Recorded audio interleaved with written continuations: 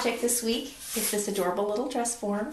This is, I believe, was made around the 60s. This came from my college. Didn't steal it. My roommate at the time was walking home from our university, walked past my college building, and this was sticking out of the dumpster.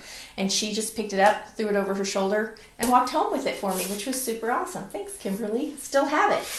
It came at the time with this sort of mustardy yellow knit covering. It had a brass-looking base that my son broke when he was a small child, sitting on the floor of my sewing room, and he just, at 2 years old, did what 2-year-old kids do, and he, for some reason, thought it would be fun to hug it, but he didn't just hug it, he did a kamikaze run and jump on it full body, arms and legs, snapped off the base, went crashing to the ground. This survived, the base did not.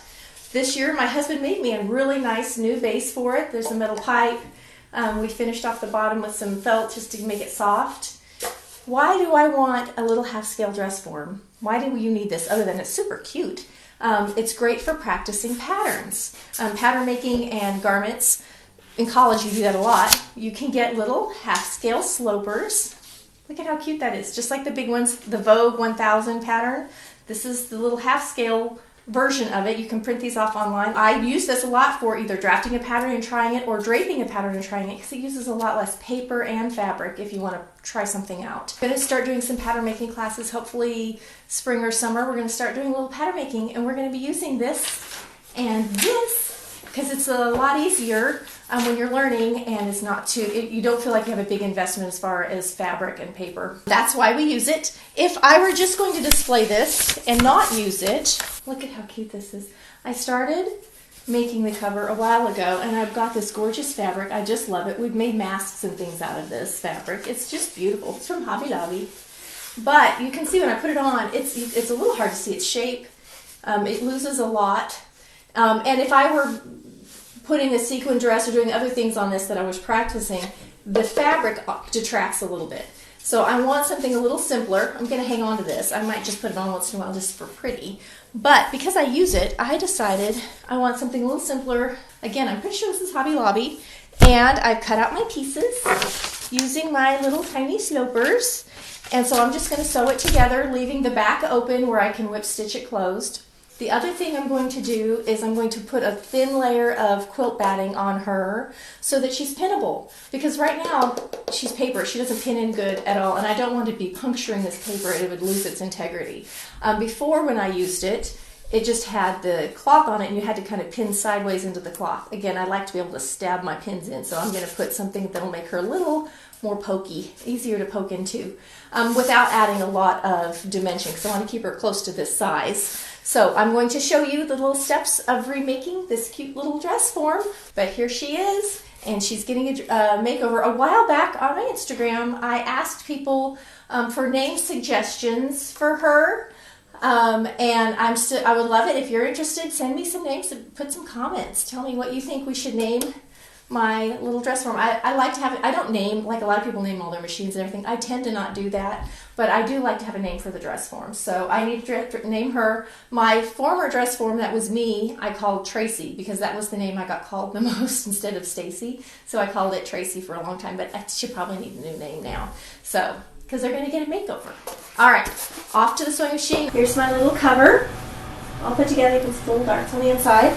And now I've got my form. I've cut off just a little strip of batting. This is just some plain quilt batting, and I've got a little needle and thread, and I'm just doing a very basic stitch. I don't want it to be super thick, and I'm just going around and whipping it down, making sure there's no lump or bump there, and I'm going to just put this together, and you can see the batting stretches a lot.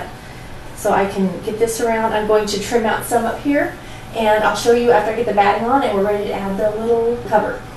She's already looking so cute. Look at that. Okay, so what I've done is I've got the cover on, and I just put some pins in. I'm going to just whip stitch. I have my needle already loaded. So I'm going to just whip stitch this down real carefully. I've got little circles here that I'm going to be covering these. This is going to get all turned in and covered, so I'll have a nice little cover on there. Bury the knot up here where I know it's going to get covered. And then I'm going to put my glasses on. A little better. Okay, so now I'm just going to do teeny tiny little stitches. I'm going to keep whip stitching right down this whole back.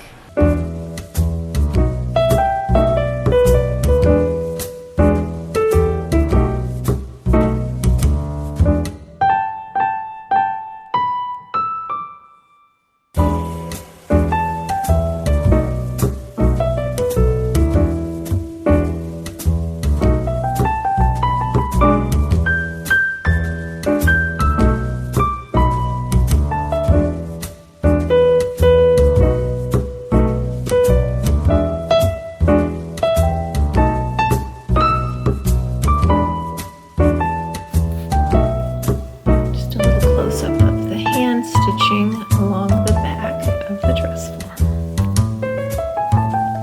Quick little close-up of the little arm covering that I'm doing. I'm just whip stitching it down as I go, and I'll like this little point. As I get to it, I just even them out and smooth it. I'm going to start the neckline to cover this little neck now, and you can see I've just put a few little stitches right here, kind of at the nape, the collar of the neck, or the collarbone area, so I can just flip it up and it'll stay in place. And then I'm folding under and smoothing. I'm just doing it as I go. I don't have a pattern piece, so it actually the seam allowance gets wider so that I can create this angle. I'm going to do that on both sides, so I get a nice. You can see how pretty that shape is becoming. And I'm just going to whip stitch this around, and as I go, and I'm just going to keep doing that as I go around, and then I will sew it together at the back. I'm going to just gather this in at the top and put that pretty button on it.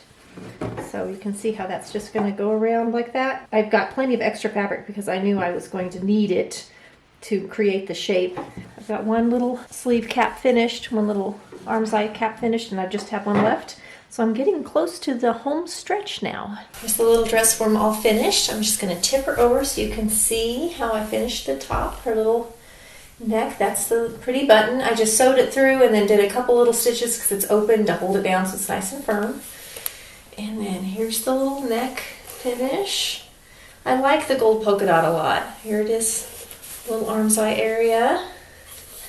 So there she is on the bottom. I made that casing and I just put elastic and pulled it tight and did a couple little stitches underneath to hold it by hand. So this just took me a few hours total to renovate this cute little dress form today. I need a name for her, so if you can think of a good name for this little mini me dress form, I would love to hear it. Drop me a comment below. I'll probably put a post up on my Instagram too, so if you find me over on Instagram, you could leave a little idea over there for a name for her. So here she is, and let me just show you. I'm going to just drape a little something on her so you can see. I love draping. Draping was my favorite. I'm going to stick a pin to hold it.